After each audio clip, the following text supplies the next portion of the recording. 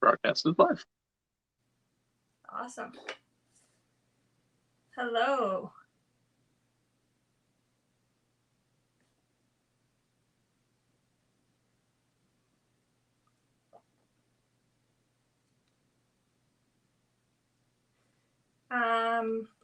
There we go. Awesome.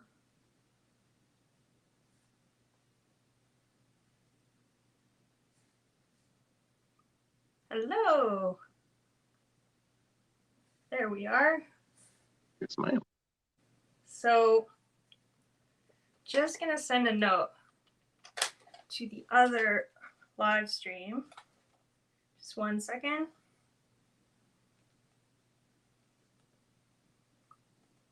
One sec.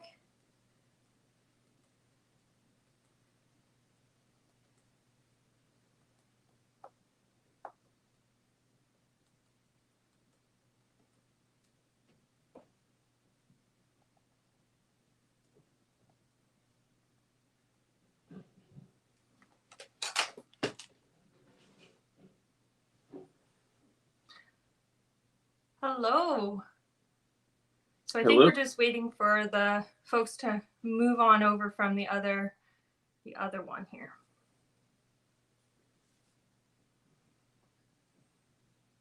Anyone got their coffee ready or their other drink?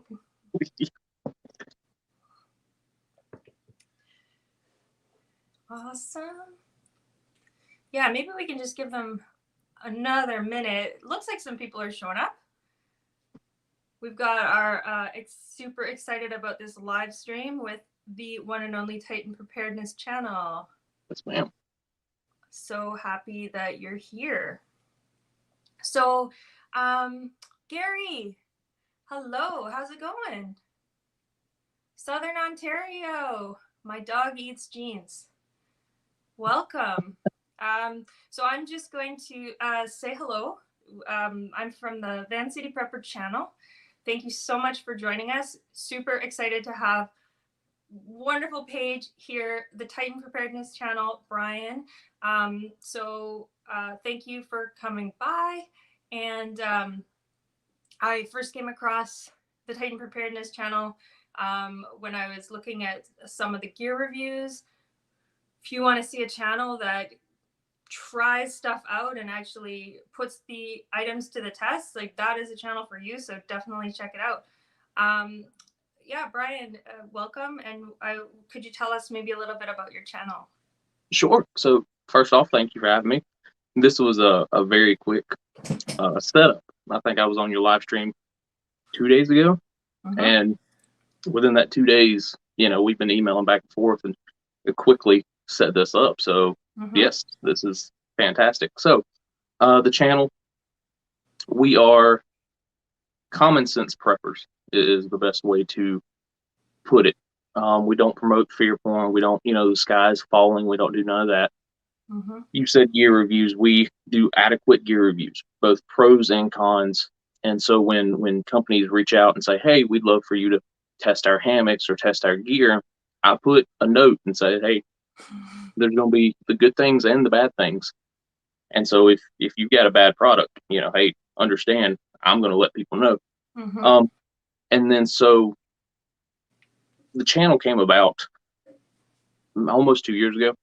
A couple of my buddies, we've always been into camping. We've always hung out in the woods, and now we're all parents. We all have kids, and it's just kind of evolved from, hey, let's pack our bags and go camping, because we used to always have a bag packed and a text would get sent out.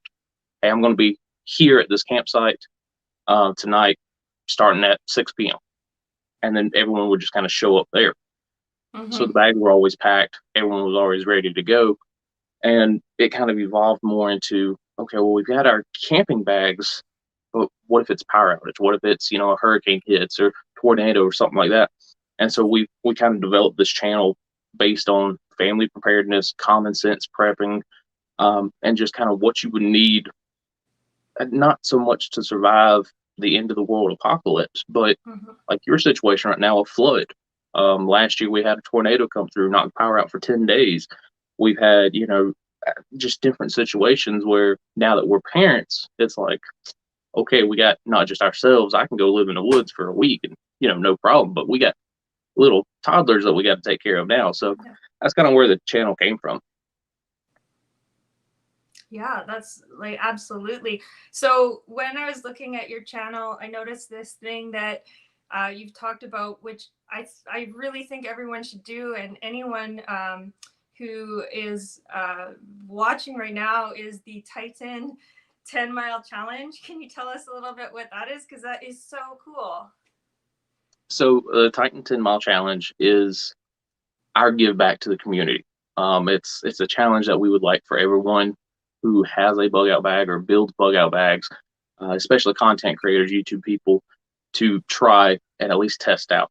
The premise is take your bag, go on a 10-mile walk, hike, whatever with it, camp out, don't camp out, just to show that, number one, you can actually carry the bag, and number two, that the gear in the bag is actually going to be useful in case you need it, because there's so many loadout videos, bug out bag, get home bag, go bag, whatever you want to call it.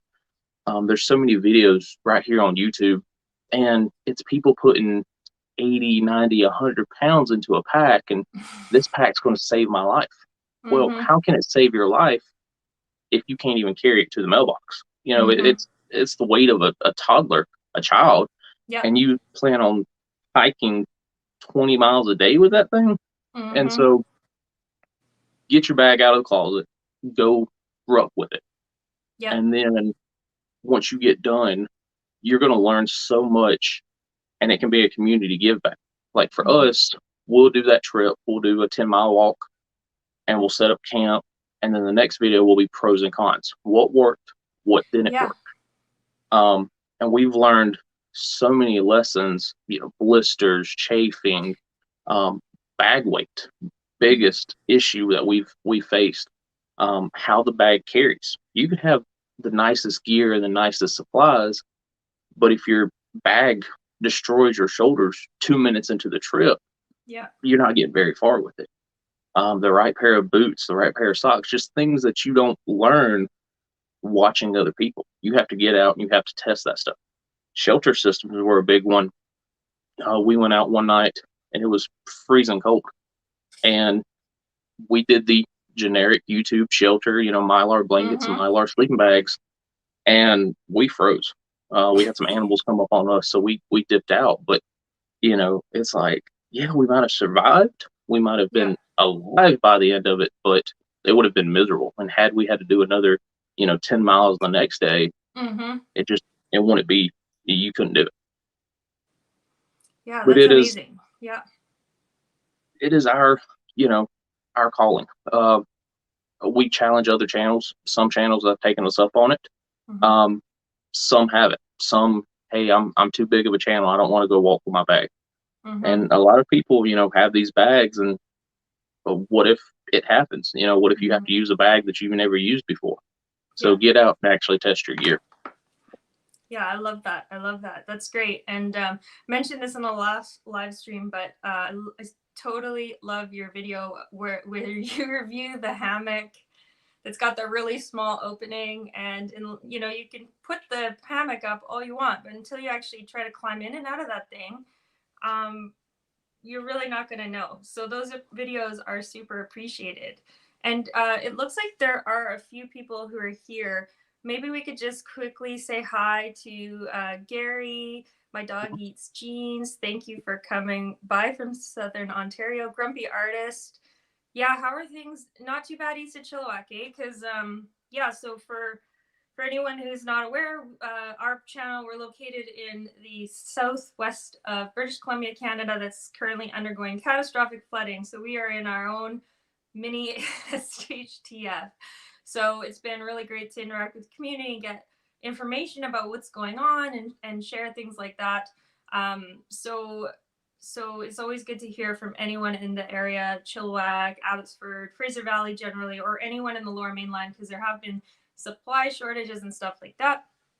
We've got Jeannie here. Awesome. Thanks for stopping by. Grumpy Artist again.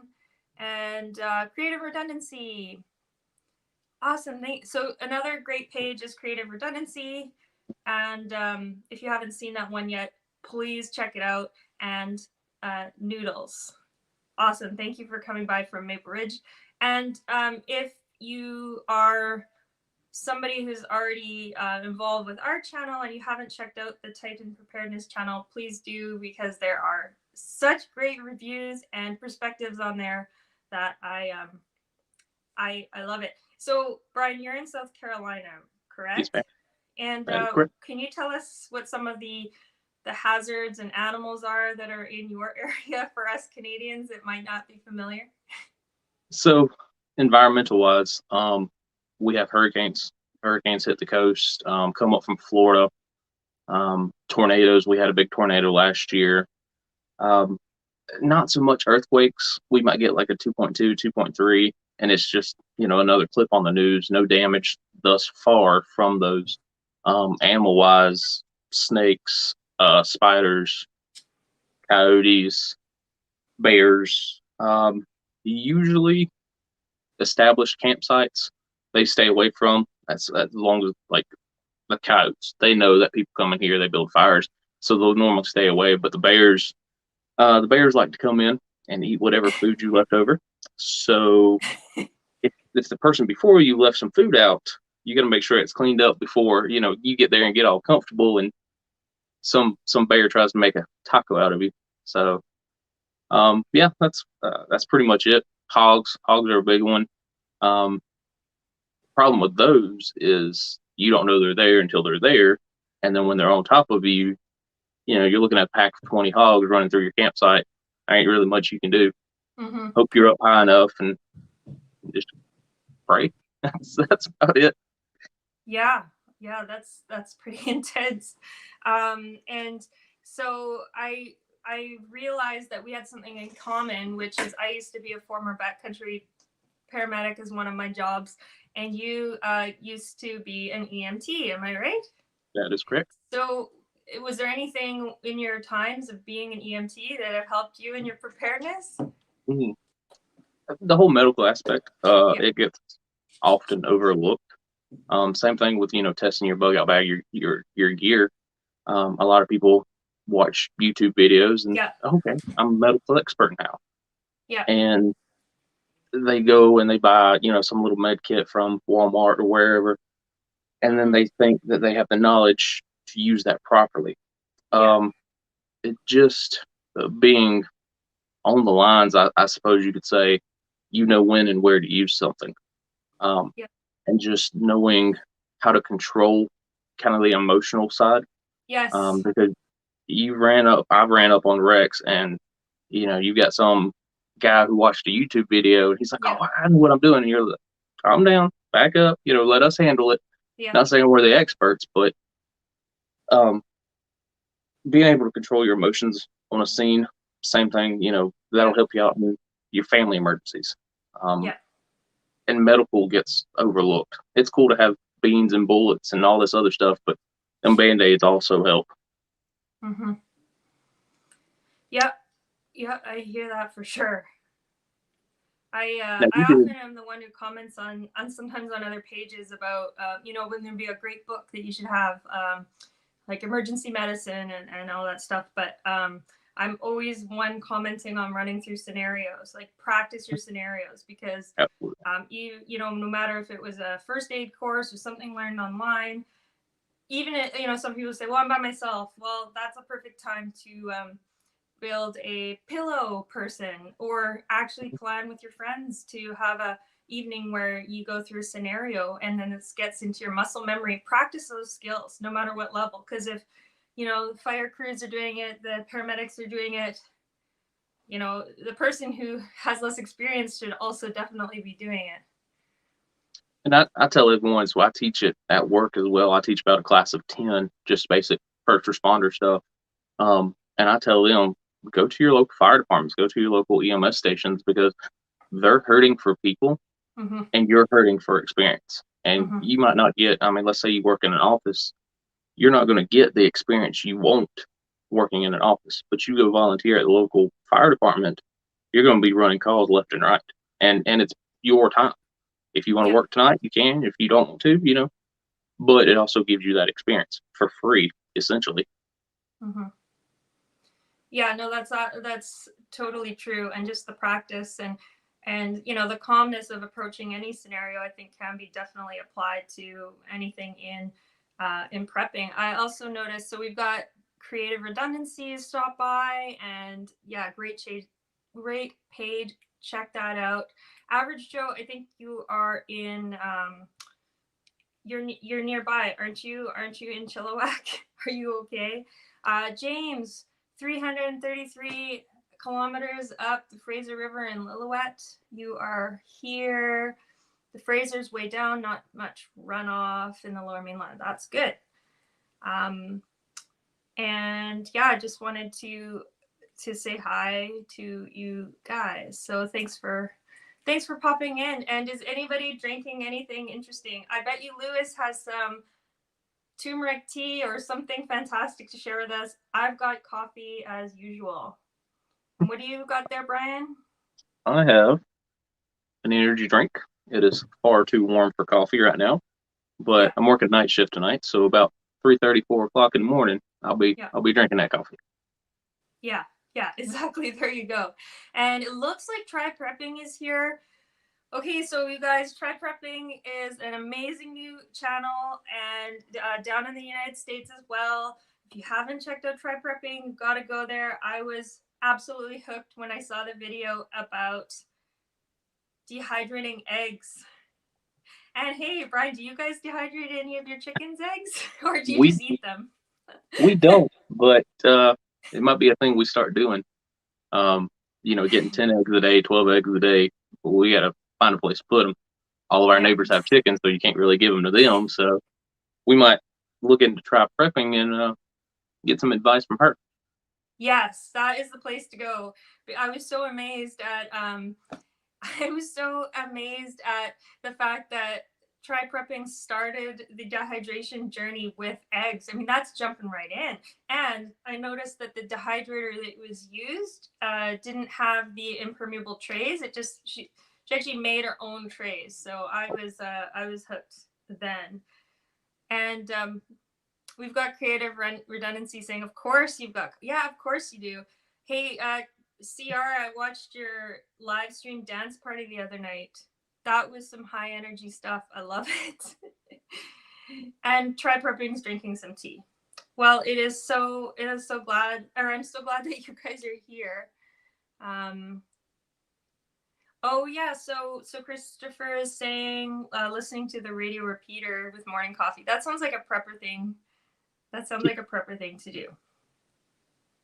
Gary's still here. Awesome.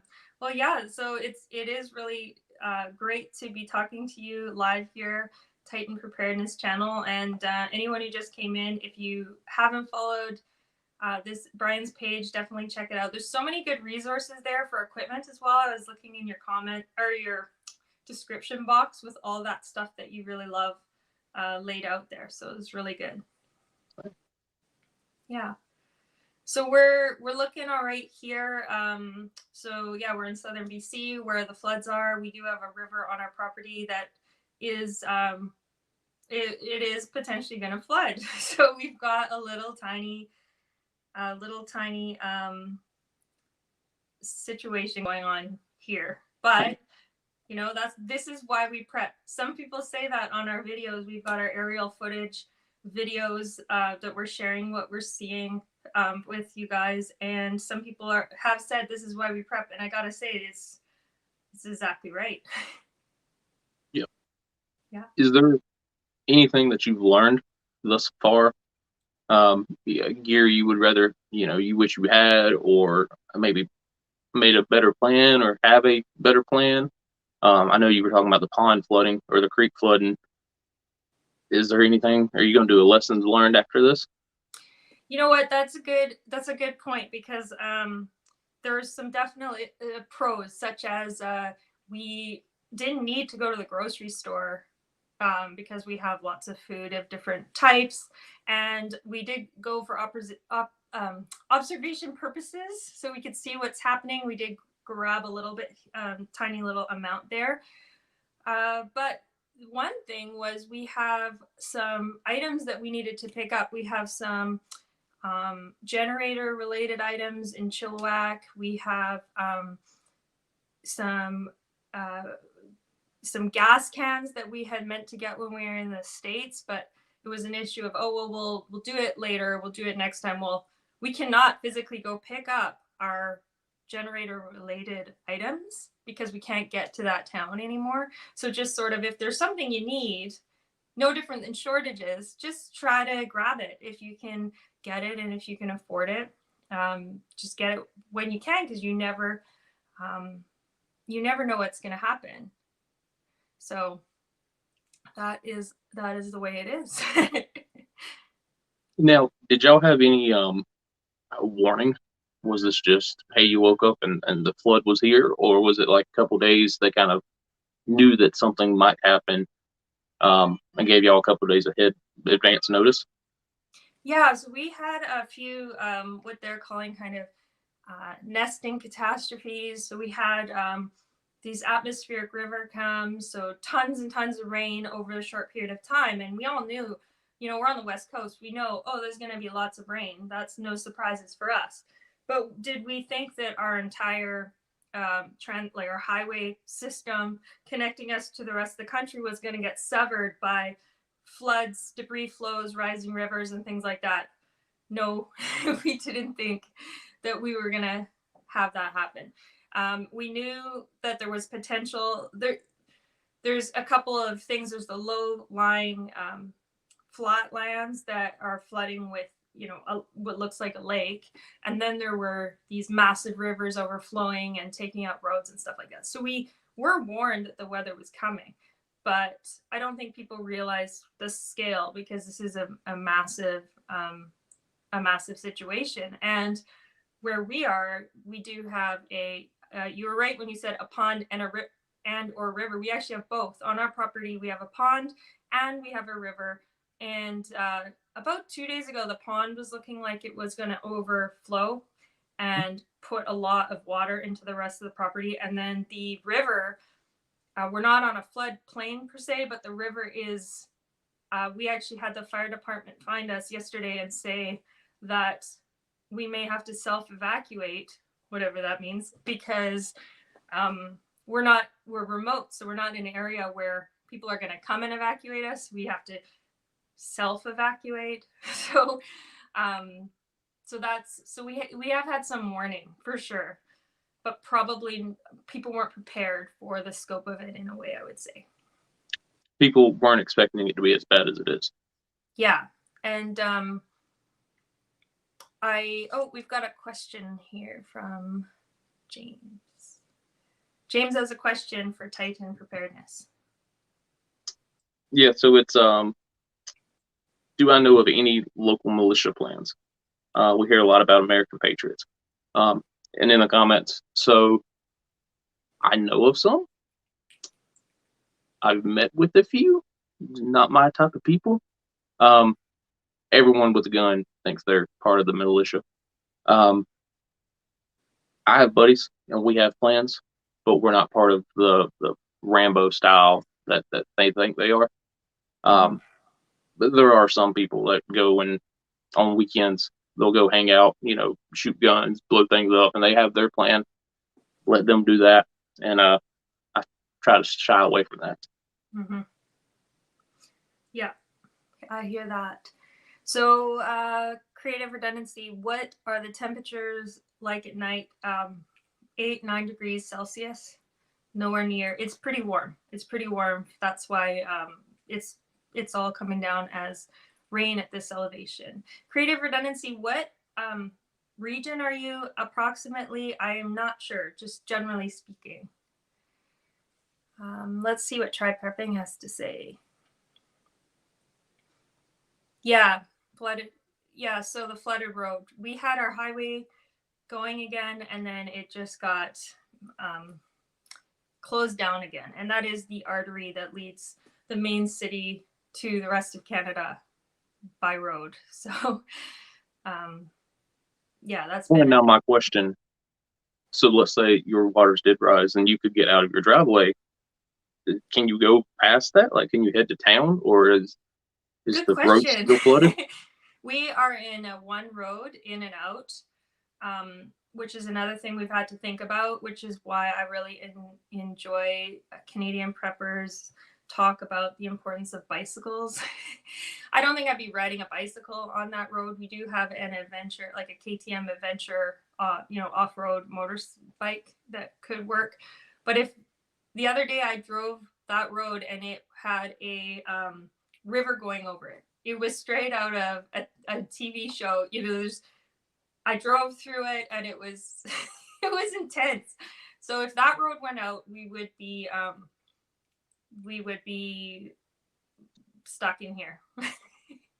So yeah, person definitely wants some alternative ways to get around, and of course, practicing walking with your supplies is really, really important, which takes me back to the Titan 10-mile challenge. Anyone out there try prepping? I think you need to do it.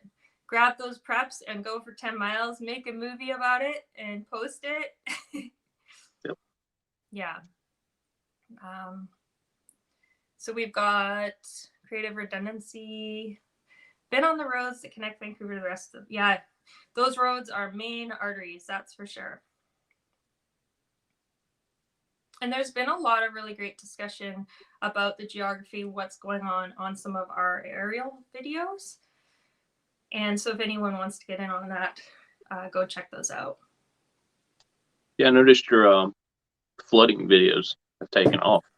I think like 3 weeks ago, I looked and y'all were a couple hundred subscribers, and now it's boom, y'all skyrocketed. So it's good that the information's getting out there, and people can see just kind of what's going on. Because like me, I had no clue until it popped up on YouTube, and I was like, "What is this?" Click. Oh, wow. And then for me, at least, we don't have very much flooding in the area, but if a heavy rain comes, we do get kind of localized. But it makes you think, what's my plan for that? Where am I going to go? How am I going to get there? Type thing, especially with kids. Like I said, I can go climb a tree and hide in the woods for a couple days, but you take the kids along, that's not a good plan for them. Absolutely. Yeah. So we've got Christopher saying, rescue teams use Zodiac boats to save people in flooded areas as standard. Is that an option for personal travel? Oh, yeah. Yeah. It is. Where we're located, though, it's pretty mountainous, so that wouldn't work for us. It would be on foot with a child. But we have that all decked out. We have a really good way to carry them, and that's something we have to plan for. And because Brian, you have more than one, right? You have more than one child. Yeah, 4. Yes. So would that be, you'd kind of be moving 2 each kind of thing? Or? Pretty much. We have a wagon, and then we have like another kind of 3-seater cart type thing. I throw them all in the wagon. Even my 5-year-old will fit in the wagon. Makes it pull one side or the other because he is, like 90 pounds. But it's got 4 wheels. It's a lot easier than carrying them. And when we go on trips, we carry the wagon. We have that's our plan for carrying them. Because you carry them about 2 minutes, and then they want to get down, they want to walk, they want to kind of do their own thing. But yeah, that wagon is a lifesaver. Because with one, you can get one of those backpack carriers. Yeah. 2, maybe, get one on the front, get one on the back. Not with 4. It's just not happening. Yeah, exactly. So what else do we have here? Yes, Noodles in Maple Ridge is saying helicopter shots always get the clicks. Yeah, and we plan to, hopefully post more of that sort of thing in the future for different areas, and hopefully some more geological overviews as well, because my background is I'm a geological scientist, and I used to do a lot of mapping for, I'd say for about 15 years. Like I started that in 2001 in the summers, and then it moved more into my full-time job. So we would look for, we'd look for commodities like gold, silver, stuff like that. And then I started specializing in volcano research. So we'd set out and we'd go. And so I worked in Canada, the United States, New Zealand, Australia, places like that. And we'd be on our own. we would have a set amount of food dropped off, and that was it. So that's sort of how I got into preparedness. And then the other half of the channel, the other half, the person who's flying around has spent a lot of time working in outback Australia and Nepal and the Himalayas. And, we've done some hiking over there as well, and China and places like that. So I think preparedness is paramount when going to those places. So there's a lot of, it just sort of, happened that way and spills over into your regular life. And then we just started this channel about a month ago. Yeah, but we were watching everybody. That sounds so creepy. We were watching before, but then now we've got our own channel, just kind of wanting to get a little bit more into the community. Yeah. Yeah, it sounds like, I don't know much about volcano research, but that going out, hey, here's your area, you would have to be some sort of prepper for that. At least have some sort of a bag. Like you said, you get food dropped off. And now you said your husband flies helicopters. Is that for local state government, or is that kind of a personal thing that he's doing? And then how does he prepare? Do they have little bags that they can carry? Yeah, that's a good question. I'm going to see if he is available to answer that question. But yeah, you have to be prepared. So that work is mostly like emergency response work, and in like high altitude rescue, like from different camps at Mount Everest and stuff like that. So there's like a certain skill set involved with that, and like oxygen usage and stuff. And I know that they're, depending on the region, they're decked out with supplies, but you definitely have to have your own bag. So maybe, I know what's in his bag, but it's kind of like the world wants to know what's in your bag. Like, what do you put in your bag, right? Because you could end up, if the weather is bad and you land somewhere, then you're on your own.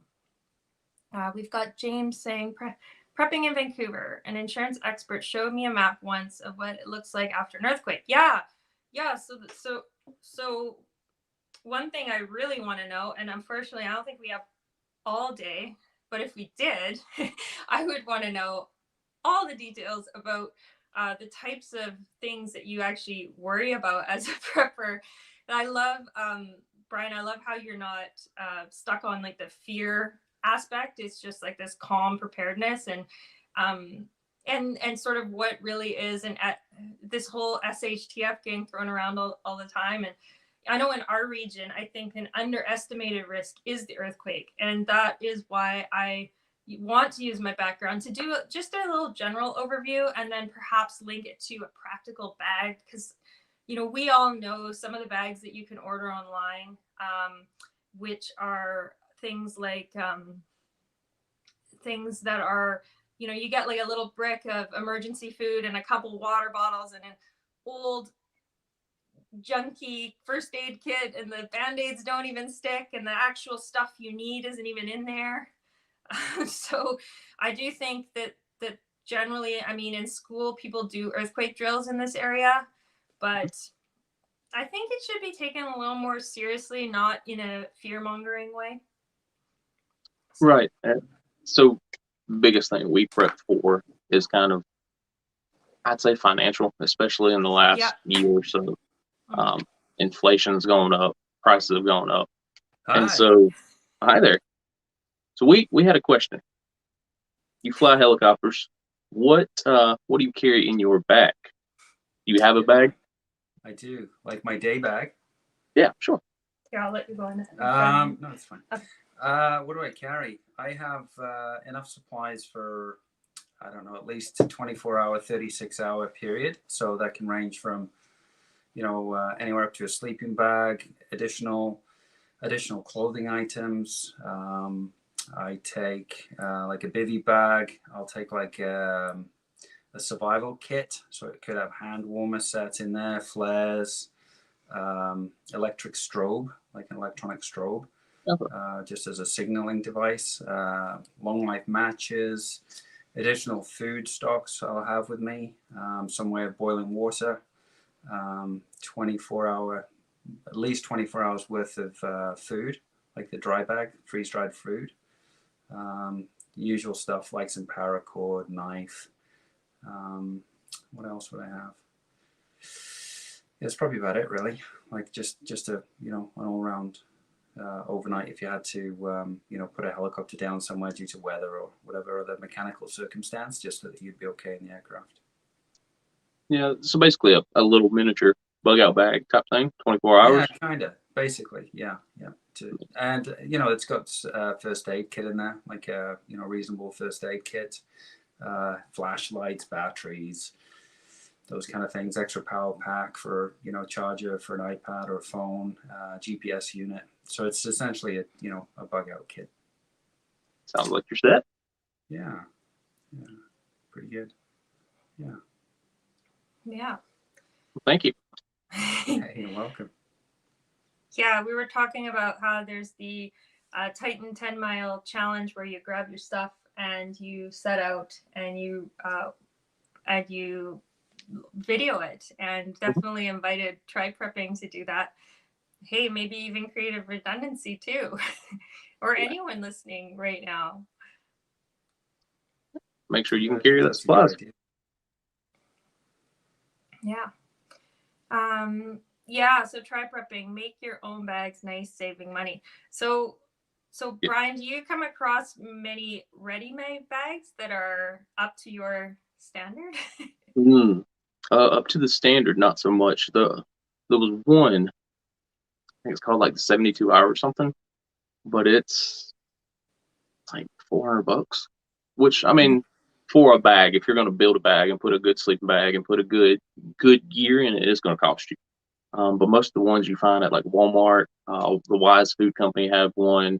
I'm doing one future review on another. Very generic, like you were talking about, just generic things, not things that I would consider um, good value, but it's thrown in. It's a very generic bag. That way you can purchase it for grandma and she can have it, whatever.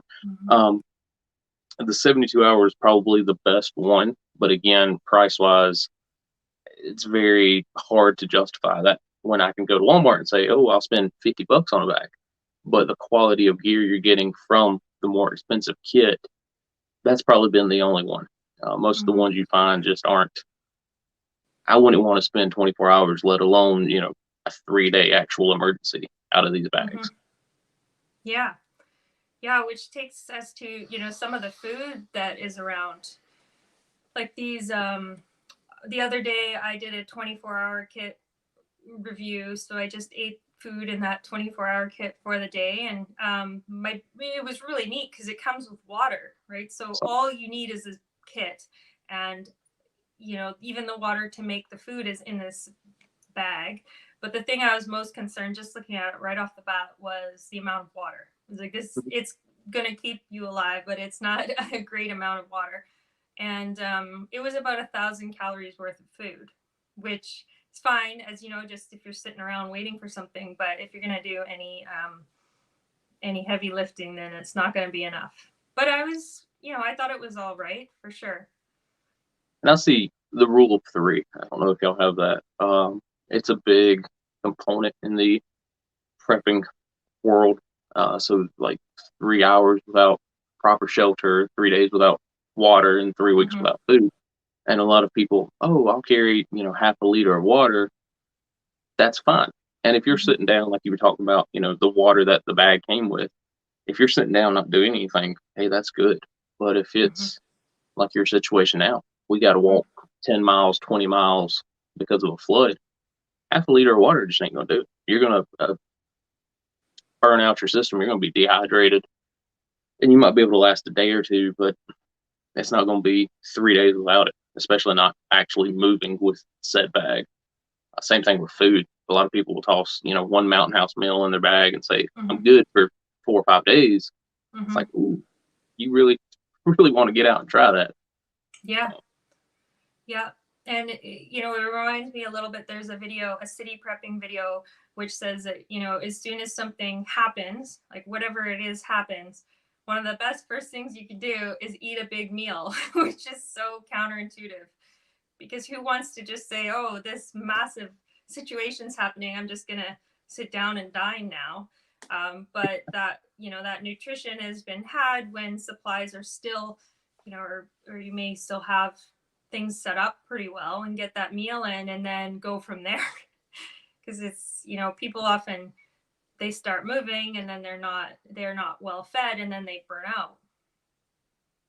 And a lot of, you probably saw it in your EMT paramedic line of work, but I've been watching a lot of like the I Shouldn't Be Alive series, and it's people that go and get lost in the woods, family vacation, and then they go get lost, and a lot of those people perish because they want a ration, and they want to, okay, well, this one water will last me, I want it to last 5 or 6 days, and a lot of times they say, hey, just drink it then, drink it now, and if you find a water source, you're good. But rationing goes a long way south, at least. Your body needs what it can take, and then worry about the repercussions later, as opposed to sipping for multiple days, and your body's just going to burn out quick. Creative Redundancy had a good, the pre-made kits give you a false sense of being ready, and I absolutely agree with that. You buy a kit from Walmart and you say, okay, I'm good. I got this stored in the closet, haven't even opened it, but I've got it. Earthquake, fire, flood, I'm ready. Then you open it and you realize it's junk at best, mediocrity at best. And then you realize, like, ooh, I should have probably put more, research into this. I probably should have actually opened the bag. But yeah, false sense of security. And I think even with actual made kits, homemade kits, people have that false sense as well. They don't know it because, okay, it's not a cheap made bag from Walmart. I've got my own personal gear into it. But because, like I said, we used Mylar blankets one time and they were terrible. I would have rather had even a cheap sleeping bag than the Mylar blanket. My buddies over at New Age Tactical, they did a video, and the guy hiked with his bag, set up very similar to most YouTube channels. He hiked with his bag, did about 10 miles on the Appalachian Trail, and he gets there and he's like, it's supposed to be 20 miles. He did half of it, and he's burnt out. Like, the bag just doesn't work. And one of the things that they said is, had we not taken it out, had we not tested it, we would have thought, hey, we're good, we're ready, because we had this bag, we put all this research and development into it. But then actually getting out and testing it, they're like, yeah, we realize we're very far from where we need to be. So that was a good video. I'll link it after we get done. Try to link it on one of your other videos. Yeah. No, like, that's 100% true. So try prepping is saying, if you're able to move after Thanksgiving, that's hilarious. Yeah, well, there's no better time than after Thanksgiving to do it. The other thing that we were talking about is, before this, we were talking about some of the food that you grow. You have, your chickens and stuff like that, and getting different animals, and just trying to grow some greens, whatever they are, in a person's own climate. And most people here have some preparedness experience, but if they don't, we were thinking of doing maybe like a challenge to grow something, because there's something that can grow anywhere, whether it's in an apartment or on a balcony, or in the Canadian cold winter, there's something that's going to grow.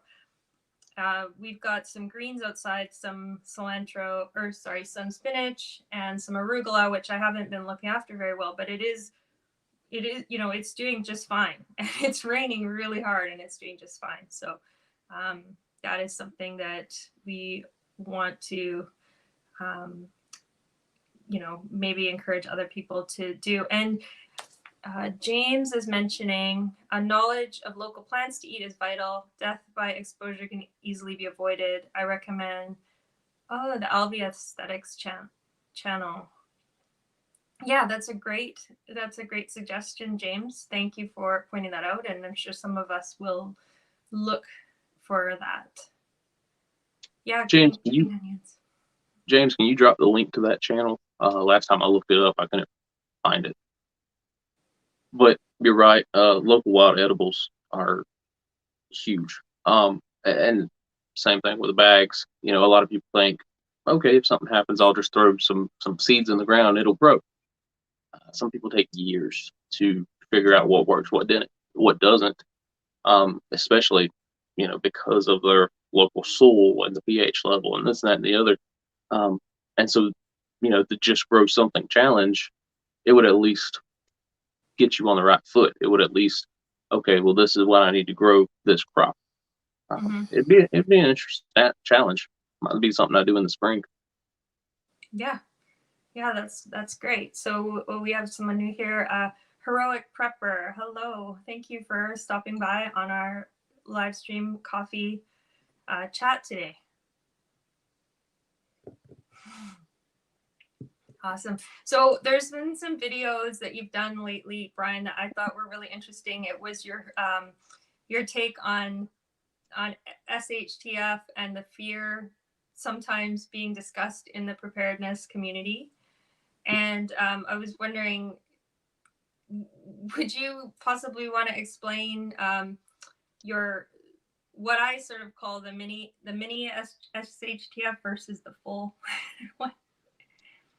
So I'm in a lot of Facebook groups, and you know, we share ideas, we share gear, supplies, items. Somebody might post a bug out bag, hey, I need ideas.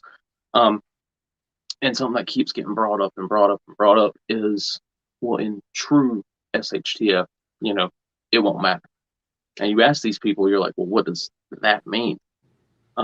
Some people are planning for like full blown SHTF. But you're talking, you know, no rebuilding, no coming back from that.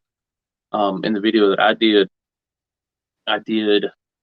I mentioned The Road, and if you've not seen it, it was on Netflix, came out a couple years ago, and it's just super depressing because it's like a nuclear wasteland. There's no food, there's no crops, there's no animals still alive.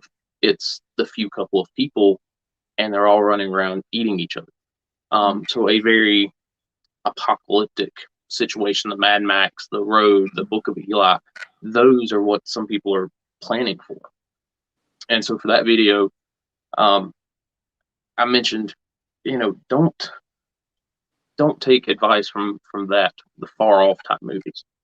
SHTF, it will happen. You're in an event right now, a miniature one, but still a bad enough event where it's affecting your life. It's affecting your day-to-day operations. It's affecting what you do. And I'm not saying that those things won't happen. The first video I did, I said, you know, true SHTF won't ever happen. And I got a lot of hate on it. I got a lot of people saying, hey, listen, you know, you're telling me that fires and floods and earthquakes and volcanoes won't happen. No. I'm telling you that a full-blown end of the world as we speak event won't happen. I mean, you're talking like a meteor hitting or, you know, something that level. And that's what a lot of people are planning for. Especially here in America, a lot of people are planning for World War III or Civil War, you know, these big EMP events. But then you ask them, you're like, hey, you prepared for a hurricane to hit your house? You prepared to go a week without power? No, that's not important. Yeah. If you're preparing for a civil war and World War III to kick off in a nuclear apocalypse, but you're saying that a 3-day power outage isn't big enough, isn't even on your radar. So I put out a set of videos based on that. Yeah. Prep for the little things. Still made a bunch of people mad because they're like, well, I lived in, this event, this scenario. Kind of like your scenario right now, it's bad enough for you. And I 100% agree with that. It's a bad situation for your area. But being 100, well, I don't even know how far we're away, but, it's not affecting me. And no offense on that. But if it was a full-blown, true shtf, that's what a lot of people are planning for. That would affect everyone equally. Me and you wouldn't be having this conversation because the internet would be down and we'd be trying to find our next meal. So a lot of people are taking the approach of let's plan for the farthest out event that we can. EMPs are huge in the prepping community. That's great to plan for, but also plan for the things that you know are going to happen. Chances are a flood's going to hit you 1,000 times before an EMP ever hits you. Earthquakes, hurricanes, volcanoes, those are going to hit far more often than the zombies or the EMPs or the aliens. And so that's kind of where I was going with that. Some people still got lost in the shuffle, but prep for things that are actually going to happen. Yeah, well, I really appreciated your take on that and learned from it. So if anyone is new, hasn't seen those videos, check them out on the Titan Preparedness channel, and definitely put a comment in. What do you think? When I saw that, I thought, I can't kind of keep saying we're in a mini SHTF here, and there's definitely people who are affected more than others. And there's a lot of people who don't have a week of food or 2 months of savings and things like that. So we start there. And there's a lot of channels that mention if you're short on funds, maybe if you can afford it, grab one extra can of food.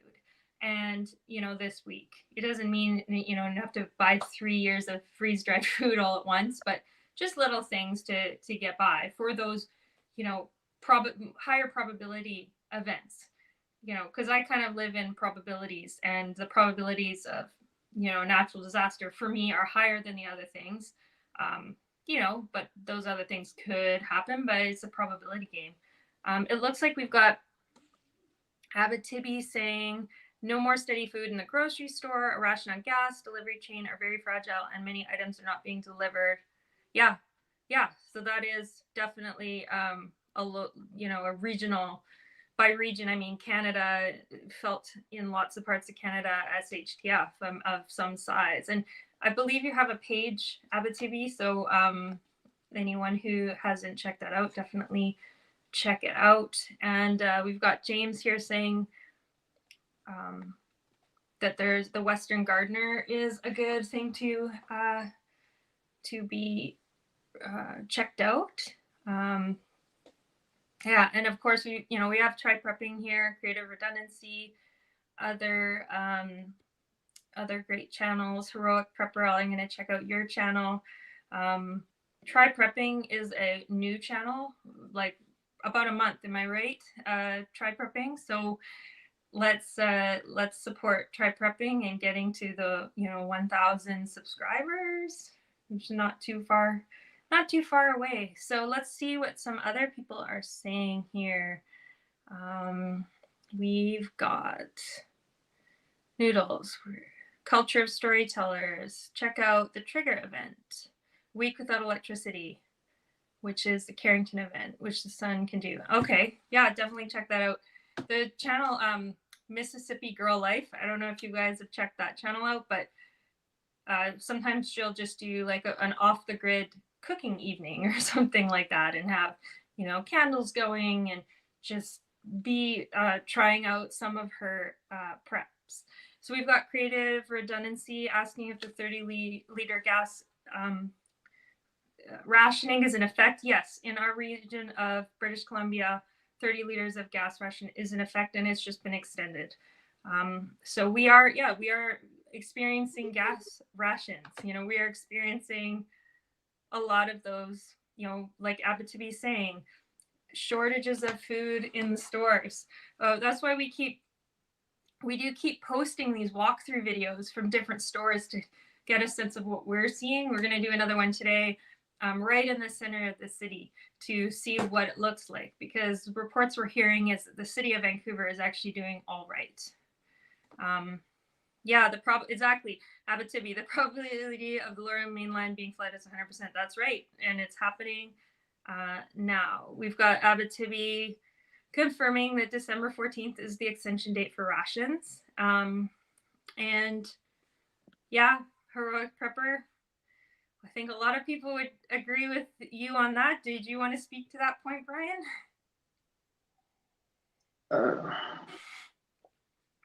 The new variant coming out. I've been thinking we were going in another lockdown, for a while now. Because it seems like every couple months it'll rise up and chances of lockdown, and then it'll kind of drop off.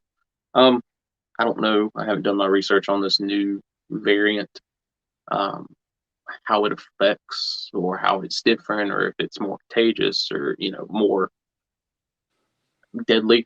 I haven't done my research on that one yet, so I don't know if I could see another one coming. Australia right now is a nightmare. They had one case and completely locked down the country. My state, even during lockdowns, we weren't actually in lockdowns. Mm-hmm.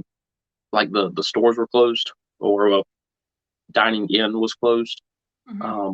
We had personnel numbering inside like Walmart, and so maximum of like 20 people could go in, and then one person leaves, one person enters, one person leaves, one person enters. That lasted for like 2 days. That was it. Like I said, our dining areas were closed, but a lot of people did outdoor dining, and a lot of people did kind of like drive-through, and so they made it work. I don't know if it helped, if it hurt. I think what's going on in Australia right now is ridiculous. They've had one case, and they put people in, I don't want to call it camps, but they've moved people out of their homes into these other locations because they refused to get whatever the shot was, or whatever, refused to wear a mask, or whatever the case was. I don't see that happening in my country, at least in my state. I'll say that much. We are very conservative. We are very Republican. California, yeah, California loves. I don't think California's opened completely since they shut down, but that's another story for another day. I don't think a lockdown's coming, but it's always potential to be ready for it. Yeah, and I guess that's one way that being a prepper comes in handy. Maybe we'll go to a few of the comments here. Abitibi, the ration is completely ridiculous for people in your area. Yeah, and I know that the Lower Mainland is affected. Is it affected in your area in particular? Let's see. Because yeah, if you use more than 30 liters, yeah, that doesn't make any sense. It definitely doesn't apply to everybody. It shouldn't apply to everybody, especially anyone who, we talked about this last time, but anybody who is essential but their vehicle isn't marked as essential. The person who just joined us is an example. They go to work for an essential job, and they're not driving something that says that they're essential all over it. So clean water, creative redundancy. Is clean water an issue? Well, one of the things we aimed for was to live on a place that has a fresh water source. It is a surface water sources, so that has come with its own set of challenges. But there have been areas, for example, Merritt, BC, that has contaminated water system. So it is an issue for some people, and gathering rainwater is obviously something talked about on a lot of prepper channels, but it's not something I hear anecdotally that a lot of people I know in the Lower Mainland do. Some do, but it's not a mainstream topic. So we've got some other comments about what could be coming our way in the next couple months. So thank you for sharing your ideas on that. Yes, Heroic Prepper. It's bad when food shelters and kitchens are short on food. I saw Alaska Prepper has a video out about some food banks and stuff. So yeah, I'll definitely check that out. And Shifty, I just wanted to say thank you so much for your geographical comments on some of our aviation videos. So you've got some comments on the variant, and I know some of your comments were being magically erased by YouTube. Do you have that happen to you, Brian? You get a notification and the person's comment's gone? And I don't know why. I don't know if they've been banned from other channels or if YouTube's thinking it's a glitch. But I had one guy comment. I mean, he probably posted 15, 20 comments, and I went to read them. They're in my studio, the YouTube Studio app, and I can read them, but I can't reply to them. And you go to your channel, you go to the video, and they're just gone. I don't know what's going on with YouTube. Sometimes they think it's spam. Other times, I don't know if the person's settings has anything to do with it. Yeah. And I don't know. Above my pay grade, I know that much. Yeah. So I guess just a note to anyone, there's several creators in this chat right now, which is so great to have everybody here. But if anyone ever comments and it magically disappears, we don't ever just take down comments for no reason. If they're like, an openly abusive comment or something, we do, but otherwise we welcome other opinions or a variety of opinions. So if you post something and it's gone, we're sorry. And of course, if it's something you want to communicate to everybody, you're always welcome to email or go on Instagram and send a private message. And then, if it's a piece of information, because there's a lot of people with great information in this area as well, we can try to use our platform as a way to get it out there. So do send it to us for sure. That some of the information on yesterday's aviation video actually helped people because there was some links to there's one lake that was flooding and a person didn't know how to find information for that area, and somebody recommended a link, and so it was really useful. So I like this, Gary. We're not given a spirit of fear, but more one of power, love, and a sound of mind. No fear, folks. Yeah, no fear. Just preparedness. Yeah, I definitely don't get that feeling from your channel, Brian. There's not a fearful feeling over there. Well, and prepping is like insurance for your car, right? You don't want to use it, but you kind of want to have it, in case whatever happens, you lose your job. Okay, cool. And there's people out here, fear sells, sex sells. So you get one or the other on most of these channels, and they're out here ringing that bell, almost every day the sky's falling. So I don't know how some of these people live, because if they're so fearful on their videos, I don't know how they step outside in the morning. But yeah, I'm with him. Yeah. And we've got Try Prepping saying, yeah, the mom and pop shops can be painful to watch as they, there's been a lot of shutdowns and stuff. That's absolutely true. And then so Shifty's posting some more some opinions, which is great. Yeah, keep that conversation going. It's great that you guys are chatting about this stuff. And it looks like Heroic Prepper is talking about solar power, solar generator.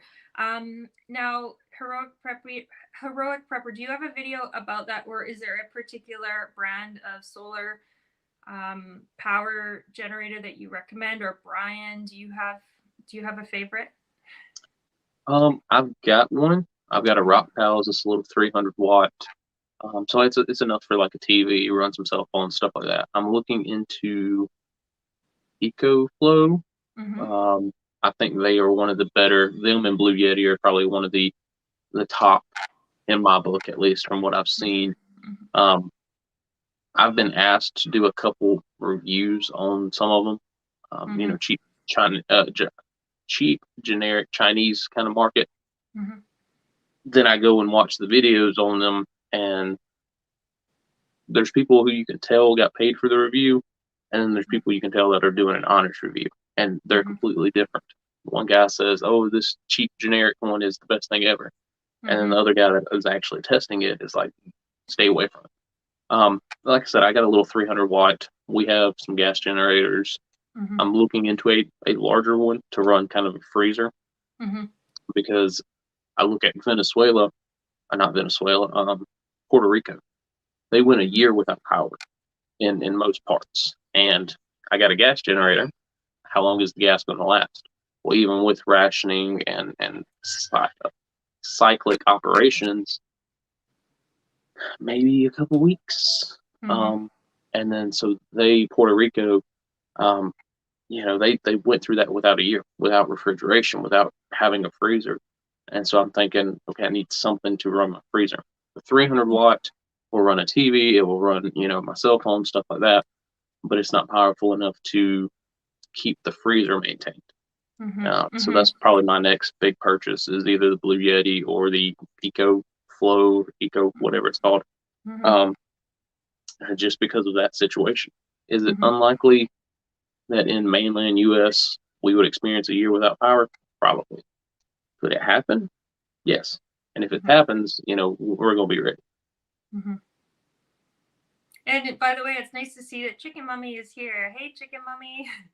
Thank you for stopping by. And it looks like Heroic Prepper has Instagram for messaging. Yeah. So Shifty's saying that sometimes a commenter, flagged it because they're upset about content. Yeah. I've had things disappear of mine that were completely neutral. Just, hey, have you tried this store or something? And it's gone. So, and it looks like Try Prepping saying YouTube's been acting up as well. And okay, Heroic Prepper, you have videos on your channel. I'm definitely going to go check those out. Shifty, I agree. We have, solar is pretty tricky to rely on here in BC with the amount of cloud cover that we have here. And wow, there's so many great comments here. Hi, Comic Child, how's it going? Thanks for stopping by. And so for the Comic Child, the K-Tor power pedal crank, I reviewed their hand crank. It works, but they do have a larger model. If you can buy a solar panel and make one work, 100 times better. But K-Tor did, I've talked to them, discussed with them, and they have a larger model. I think it's like $300, $350, something like that. And you can actually hook it up to a 12-volt car battery. And then it's pedaled by your feet. So you put your kid on there and get them going for a couple hours, right? What they did is during Puerto Rico, the American Red Cross came in and said, hey, listen, we understand you guys make these power systems. And they're like, yeah. American Red Cross said, how much do you have in stock and how many can you make by the end of the week? We'll take all of them. And so a lot of their units got shipped out to Puerto Rico after Maria. And yeah, it's not the best power source. It's a lot of energy pedaling to recharge a battery, but it's all you got. It's all you got. You're going to do everything you can to, at least light up your house a little bit, charge your phone, charge, tablets, iPads for the kids.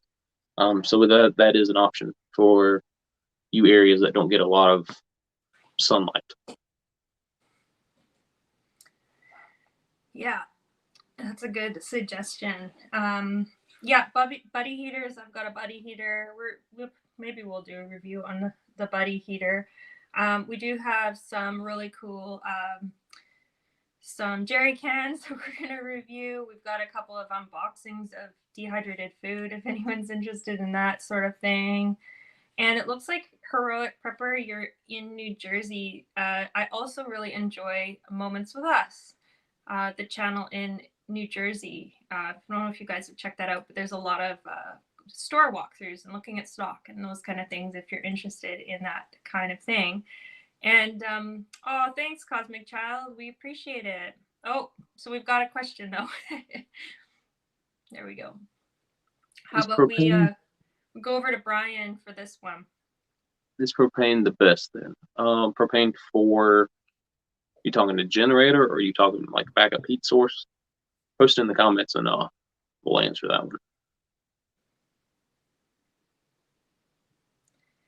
And while we're waiting for that answer, I wanted to ask, it's probably a long question and we will wrap up soon, but Brian, do you have any prepper channels that are really inspiring you lately that you'd like to share? So there's a lot of, I've been watching a lot of big channels, just kind of, I guess, clout chasing, I guess you would call it, get my name out there in the comment section, putting good advice out, hoping that I can catch some of their subscribers coming over to my channel. So as far as people that I actually interact with, obviously your channel, it's a good channel. Especially the difference between what I prep for here in South Carolina, what you prep for up in BC. Then there is New Age Tactical. I think they're in Pennsylvania. And then Prepping with Sarge, he's down here in Charleston, about 4 hours away from me. Rewild Outdoors is another good one. He's down in Florida. Modern Refugee was pretty good too. He's Kansas, I think. And so just seeing these different aspects. I know how to prep for, South Carolina, but Kansas and the coast, Florida, Louisiana, places like that, Pennsylvania. And so those are the channels that I've been really interacting with. And some of them I'm on a texting basis with, some of them I email back and forth with. Easy Prepper 101. I don't know where he's based out of, but me and him have been chatting up lately too. But yeah, there's just anyone that doesn't promote that fear porn.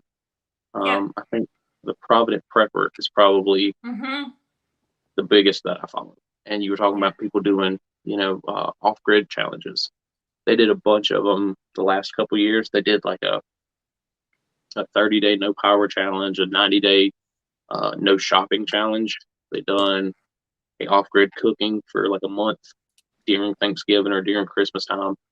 I really shine the light on what all is out there that you can use to make things happen.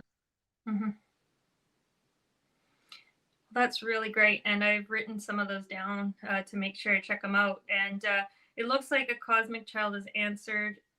You had asked them something, and they answered both. So power-wise, you can buy a dual fuel generator that runs both on gas and propane. Sometimes they're more expensive. Sometimes they're like $20 more. I know at my Sam's Club, I can actually buy a dual fuel with a higher output than I paid for both of the generators that I have, gas only generators that I have. So it gives you that option. Personally, I won't say I don't understand it, but I understand why people want a backup option. Can't find gas, maybe you can find propane. Usually generators will run less power. So let's say you have a 4,000 watt generator, it runs at 35. Usually when it's running propane, you'll get less power. So instead of 3,500 kilowatts, you might get 3,000 kilowatts. So as far as power goes, dual fuel generator, you can do that if you have a way to store the propane tanks. Heat source, we use propane. We have a 250-gallon tank out back behind the house. Get it filled up once every couple months. It's a great way because we have a space heater that mounts to the wall as well as like the main heat source. So if we lose power, we still have heat. And like people said, the Mr. Buddy heater, that runs on propane. And just having that as an option, it'll heat up a room. I used to use it back 10 years ago when I had one. You light that thing up, turn it on, it'll heat up a room, and that one runs on the 1 pound tanks or the big 20-pound cylinders. So propane is a great option. I know right now it's more expensive than what it should be, but that just comes with the shortages that we've got going on now and supply chain issues. Well, thank you for answering that. I see we have try the sleeping in your vehicle challenge. I've done that challenge. I don't know about you, Brian. When I was younger, I used to work on the oil rigs, and I'd go out to these drills, and sometimes we wouldn't have anywhere set up to sleep there, so I had to sleep in my car a lot. I don't know if that's really a challenge or just, you know, being a junior out in the workforce, but unfortunately I've done that challenge. Have you done that challenge? I have not, but I was actually planning one last week when it was cold. I was like, wow. oh, I can, you know, stay outside. But it warmed up. So I was like, okay, staying outside and it's 65 degrees outside isn't really a challenge. But I carry my get home bag in my car all the time. So whatever you would see in the get home gear is the same thing I would have in my car. At least my car, you know, a little bit more comfortable than a hammock layout. And so I do need to do a winter get home test. So I might just make it a car test and just see the differences between being able to enjoy a hammock and a sleeping bag versus being cooped up in a car. And, you know, that brings me to, you guys have probably seen Survival Living's channel. That's one of the channels I like. As well as I just wrote down a couple other ones, House of Prep, Texas Surplus Pro. Also just because our regions are just so different, and we do kind of go back and forth in comments and talk a bit. And then for, you know, I love Linda's Prepper Kitchen because of, you know, let's cook a prepper meal, and, you know, actually making these different things with basic stuff from the pantry. The Big's Prep is a new channel, and then of course Try Prepping, who's here. But Try Prepping, you gotta message me because we need to do this ASAP. But how I was talking about survival living, one of the cool things is, you know, he goes out there and he's doing his live streams from a shelter somewhere in the wilderness. I think it would be really fun to do a collab with however many prepping channels want to be involved, where we do a sleep in your car challenge or something, and we all check in and we're all on our little videos or something like that. It could be a good time. And anyone, you know, who wants to be involved. It'd be the biggest issue, I think, would be the time difference. Yeah. You know, it'd be 3 a.m. and I'm half asleep, and you're like, oh, it's 10:30 at night. Yeah. Hey, we got coffee. What's going on? You're like, leave me alone. And it looks like Shifty, you know, since you've taken these power questions, do you want to address this one here, Brian? Sure. So let me. Gas, solar, wind to a battery bank is probably the best. I'm good with that. I agree with that. If you had some sort of, even a 12-volt battery in your car, not the best option for a battery backup. But, you know, not everyone is prepared and can have a Tesla Powerwall. Like the people in Puerto Rico, they were pulling their cars, their batteries out of their cars, hooking them up to a gas generator, and when they shut the generator off, they still had, using an inverter, they could still have running a TV, charging phones, stuff like that. So gas, I would say gas / propane is probably the best. Solar, if you live in a good area, we've got a small little solar system, 100 watts. We can run our little building off of it. And then wind. Someone mentioned earlier that to run a wind system, you have to have a couple mile/hour wind or a couple kilometer, whatever y'all use, to actually make it generate. So regional dependent. We don't have enough wind to make it work. But if you're out Midwest, at least for our area, you get a 20-mile-an-hour wind almost every day. And so that might be a better option than the solar. I was trying to find his other comment. Pedal power is a great option. Panels in place with low sun. Yeah, so I agree. Gas / propane. Just if you have a gas generator, make sure it works. I can't tell you how many times last year during the tornado, we had people with generators who never pulled them out of the box. And so when they needed them. Oh, I got a generator. You pull it out of the box and you're missing the gas, you're missing the oil, you have no drop cords. So you have the generator, you have the main unit, but it's a paperweight. You can't even use it. So if you buy one, make sure it works. Go out every couple months, test it out, run it for a couple hours. Make sure you have everything you need to make that system work. Again, it's not going to be any use to you if it's just a paperweight when you actually need it. Solar. My issue with solar on my building was that I had it on the ground, and I just had a basic battery run, some basic lighting inside of my building, and they tipped over, and I didn't check them for months, and so they had ants covering them. One of the glasses actually cracked, and so instead of 100 watts, now I can only produce like 50 watts. And that's max.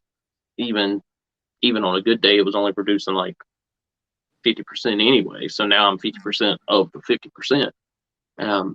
Again, luckily it's only for cell phones and running a small fan, but there's just things you have to keep an eye on.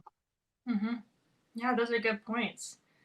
Well, we do have to wrap this up. I wanted to say thank you so much for all of you guys who've popped in here. And of course, if you're a regular person coming to the NC Prepper channel and you haven't already subscribed to the Titan Preparedness channel, please do. And it looks like there may be a couple more questions, but I was going to throw this out there and say, like, I know I've been able to email you pretty much no trouble. So maybe would it be all right if any of these questions come to you that way? Absolutely. You can always email me. I'm a little slow. If you type it in the comment section, I'm a little slow, but I'll get back with you in a couple of days. Email me. I check my emails all the time. That's Titan, Titan, Inc, Inc Survival. If you forget it, it's on my About page. So go to my channel, go to my About page, and it's down there. But yeah, feel free to email me. Feel free to comment on a video if you have a question. If it's a lengthy question, email would probably best work because I can only type so many words as a comment. But yeah, feel free to email me. Yeah, perfect. And on our side, we just want, we always read each and every comment. Of course, some of them magically disappear, but we've really appreciated all the contributions from everybody, like in, Creative Redundancy, Try Prepping, Abitibi, James up in Lillooet. Like, we read them, we care, we're following what you have to say, we're spreading anything we can that's helpful to other people, like through your words. And so if you ever want to reach us, of course, like email is fine, as well as we are on Instagram. We're not super active on there, but it's a very easy way to message as well. So if you have anything you want to say. But on that note, I think we're going to wrap it up. Oh, thanks, James. Seed exchange. James has a lot to say about apricots. Well, and lots of topics, but how you can really get those apricot trees going. So I look forward to hearing more from you.